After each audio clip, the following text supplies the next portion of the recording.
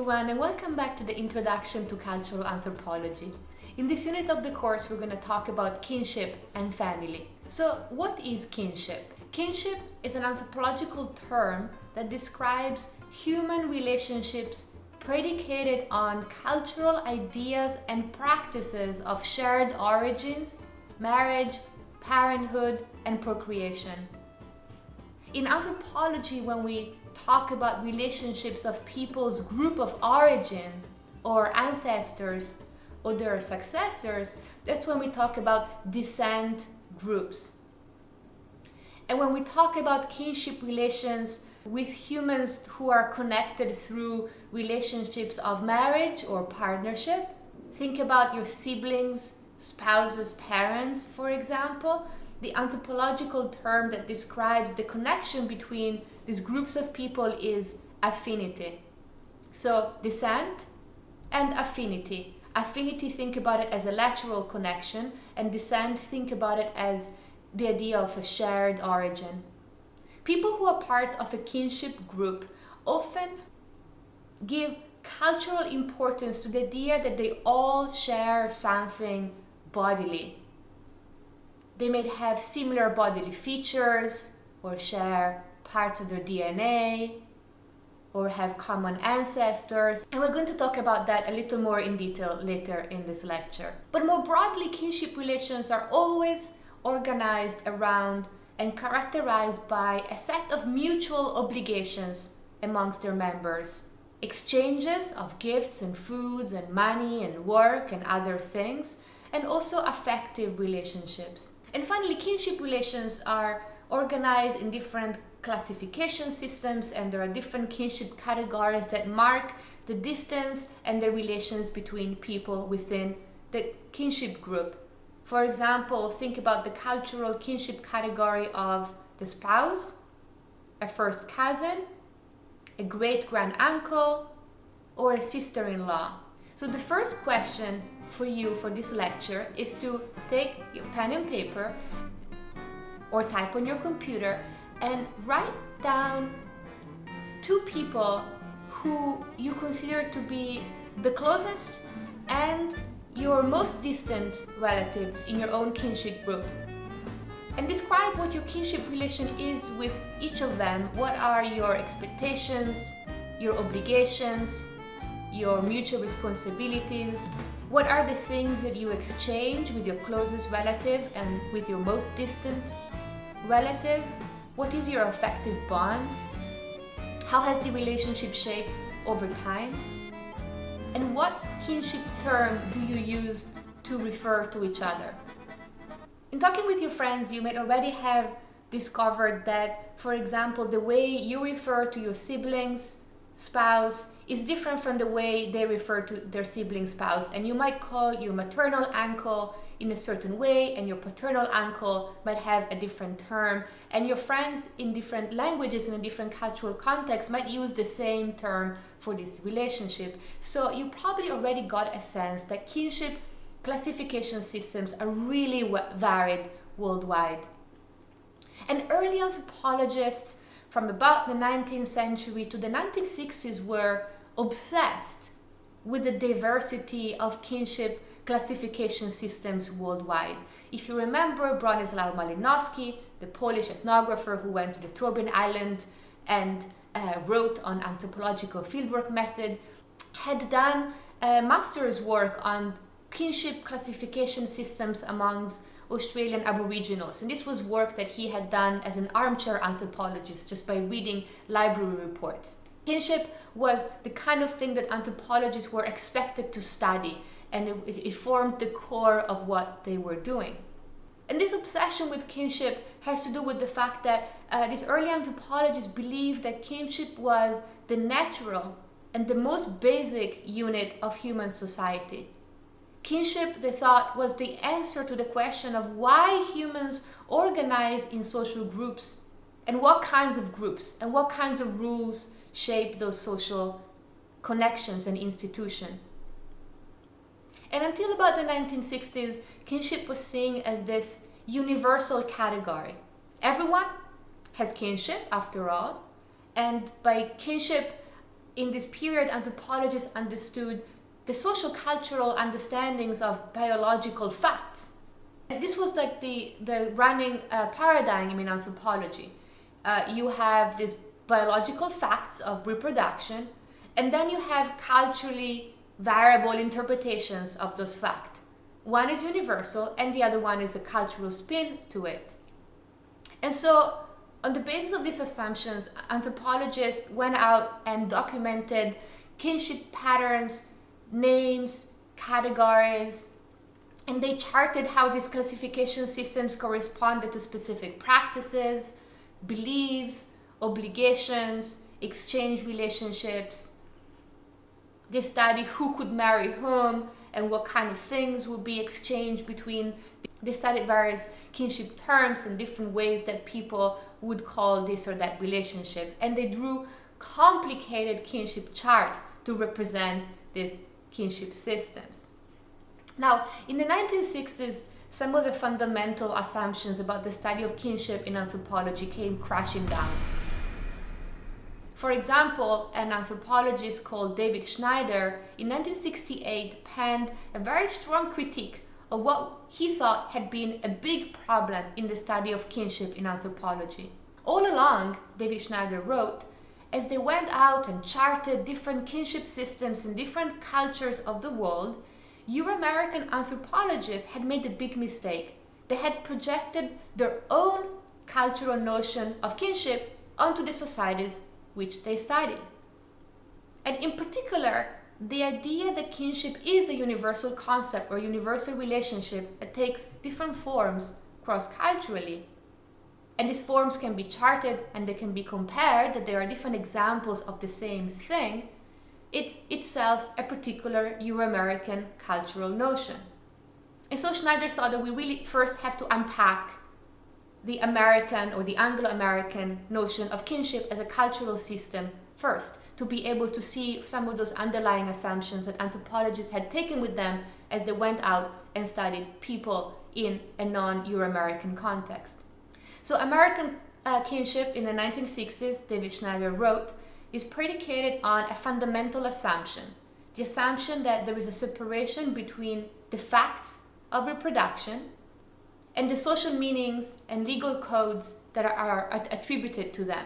And Americans, Schneider said, in the 20th century believed that kinship is based on whatever the latest scientific understanding of biogenetics is. Biogenetic is taken as a starting point and everything else is a cultural spin that gives it meaning.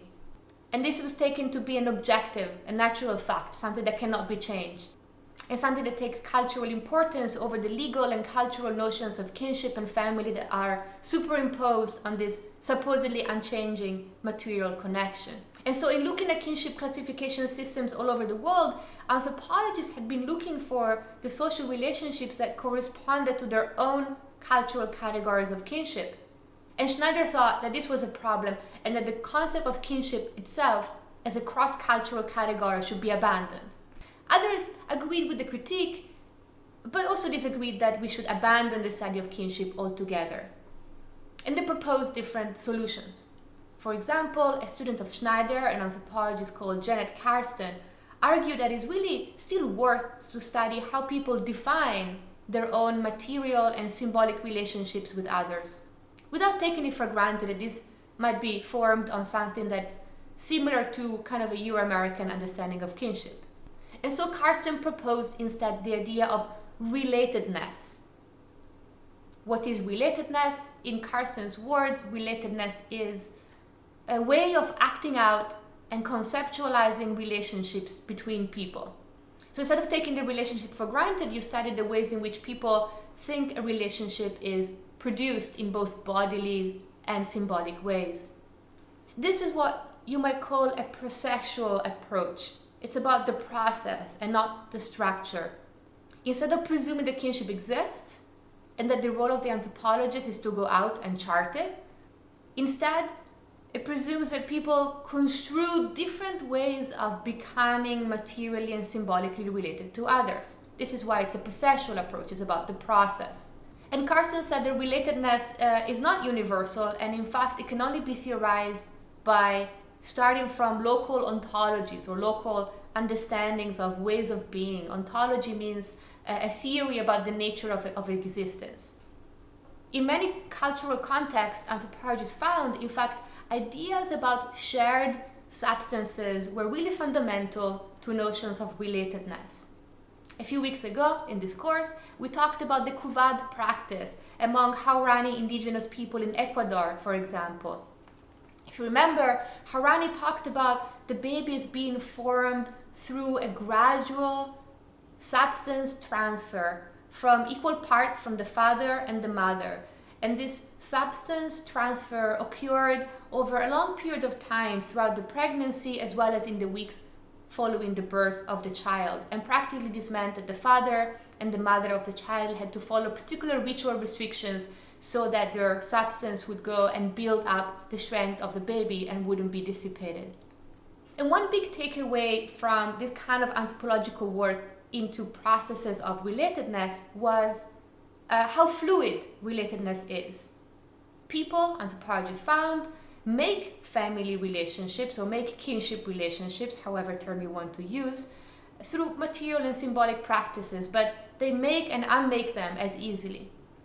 So this is all a bit abstract. So let me give you a couple of examples. One from Janet Carson's research in Malaysia, and the other one from an anthropologist called Kat Weston's research in San Francisco in the United States. They were both conducted in the 90s. Janet Carson's in the early 90s studied Malay notions of relatedness on an island called Langwaki. And the population of Langwaki was and had been highly mobile. The island had often been a refuge for farmers escaping war or forced labor from the mainland or suffering from land scarcity. Langwaki indigenous people were and are a population of migrants. People would routinely kind of come and go from the island and come and go from the villages and maintained kinship ties with people in the island over long periods of time and across long distances. And so Carson noticed that people on Langwaki were really able to very quickly absorb newcomers and make them into kins. And just as easily, relatives could fall out and no longer be considered family. And Carson was struck by this malleability, this flexibility of kinship ties in Langwaki. So to understand relatedness, she wrote, one has to understand personhood in general, or how we conceptualize becoming fully fledged persons. And the process of becoming a person in Langwaki, as in many other places, begins with birth. And it continues through practices of eating and living together with others. And this is a process that creates specific kinds of persons and also the substance that they share with other people in the community. And the Langwaki house is really essential to this understanding. So the Langwaki house traditionally is associated with women, and many different couples live in the same house and they eat around the same fire. And each house is led by a senior woman, and then eventually each woman in the house would go off and be the center of their own house with couples living around her. And people in Langwaki talked about houses as being like women, being decorated and adorned. And the senior woman of the house was symbolically associated with the central post of the house, the structure that holds the house together. So kinship and relatedness in Langwaki are made through processes and ideas of feeding, and feeding being central to this shared substance, more than any idea of blood or genetics. Feeding begins in the womb when a child is nourished by the mother's blood, and then babies feed from maternal milk, which is understood to be a transformation of maternal blood into milk. So siblings importantly share the same blood in the womb at different times, but then share the same milk afterwards. And this is how siblings understand themselves to be related. They have consumed the same substance, blood first, and then milk, and then rice from the same mother in the same house. And this is a process that continues over a long period of time. Rice is a very important food. Rice is the food without which a meal is not a meal. And so sharing rice in the house, around the central fire of the house, is how people over time understand themselves to become relatives in a real kind of embodied sense. So as kids grow up eating rice together in the house, this rice becomes the shared substance that connects them, that makes them siblings, and that also nurtures their emotional and affective bonds.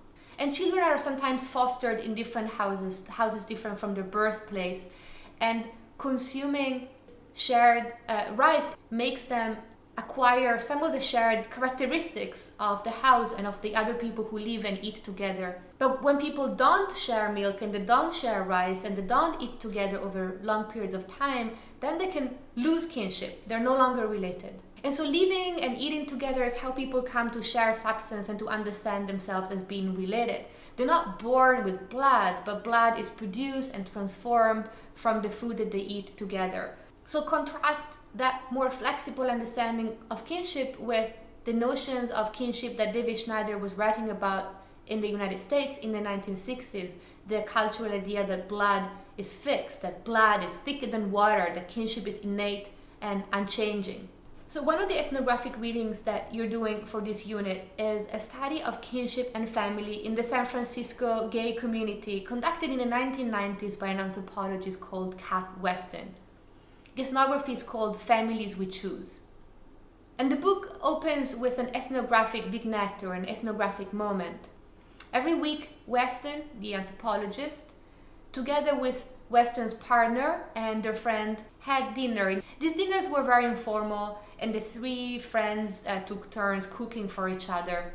And gradually, this weekly dinner became like a routine family occasion, sharing a meal with family members. The atmosphere was low-key and informal. It lacked some of the cultural conventions of hospitality, of receiving a guest. And the three friends gradually, over time, started to expand the kinds of things that they would do for each other.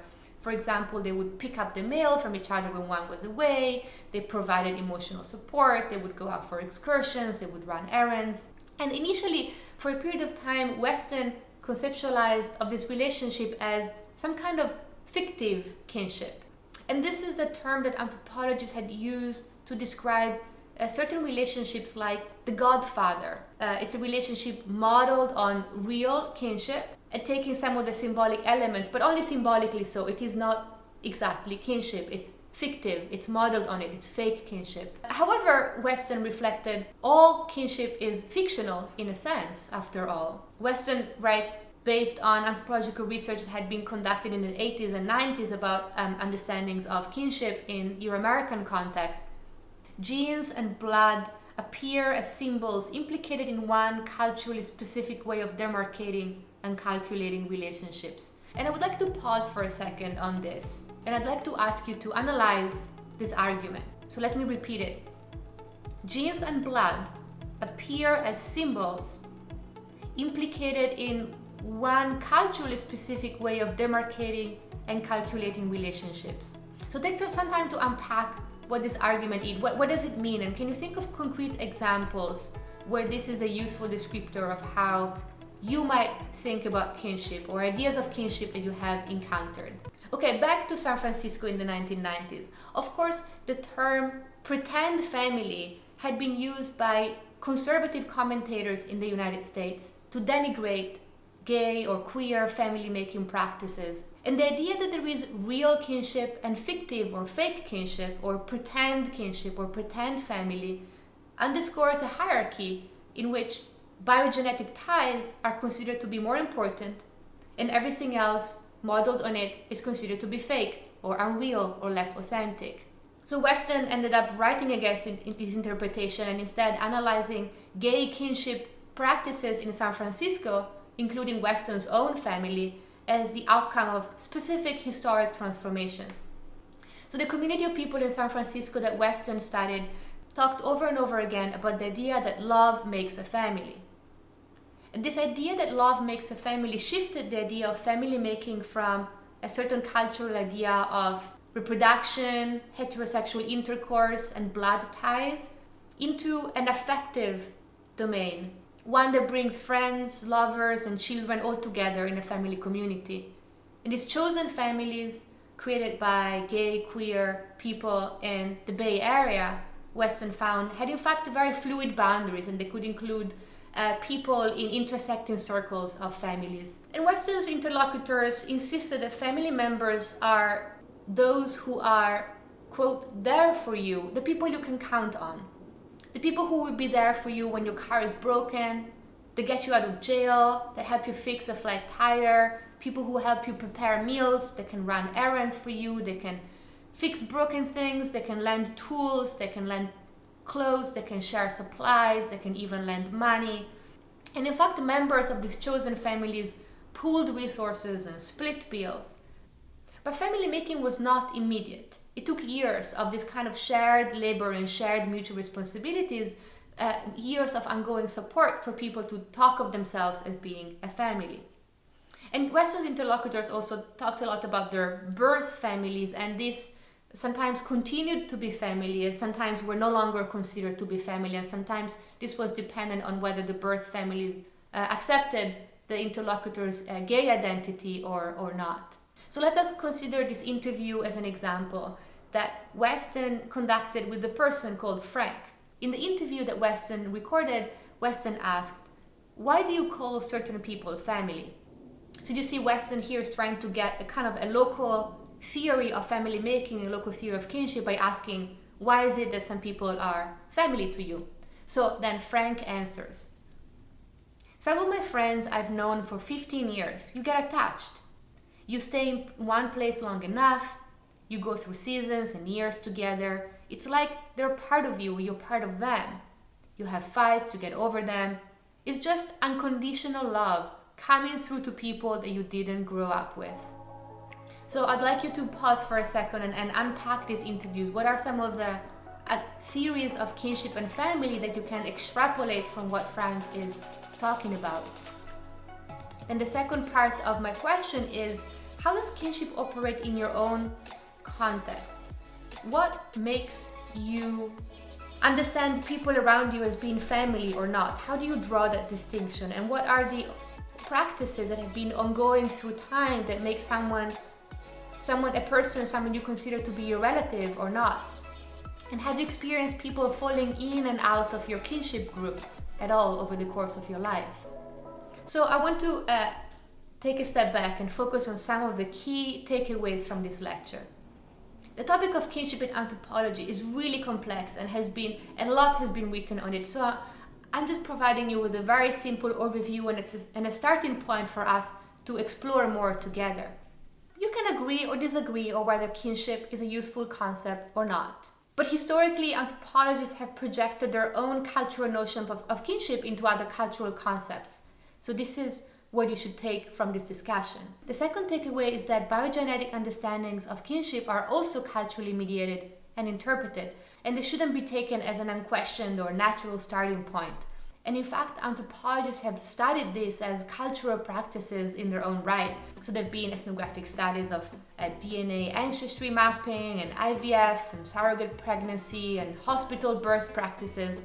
And I invite you to discover this anthropological research for yourself. It's really exciting work. The other takeaway point is that when we use the term kinship or relatedness or family, I think the term doesn't really matter, but what is important is that we pay attention and analyze how these relations are made through material practices, through rituals, symbols, and discourse, and how these change over time. And this leads me to the last point that I want to draw out as a takeaway for today's lecture. And it is that kinship practices and discourses should always be situated in their historical and political contexts. Think about the changing politics of queer family making in the United States, for example, in the past 3 decades since Kath Weston conducted this ethnographic work. Or think about the political economy of migrant work and how that shapes some of the core expectations and practices of family making. And you have encountered those in the readings for this unit, but also perhaps even in your own family. This is all for today. Thank you so much for listening, and I look forward to talking to you very soon.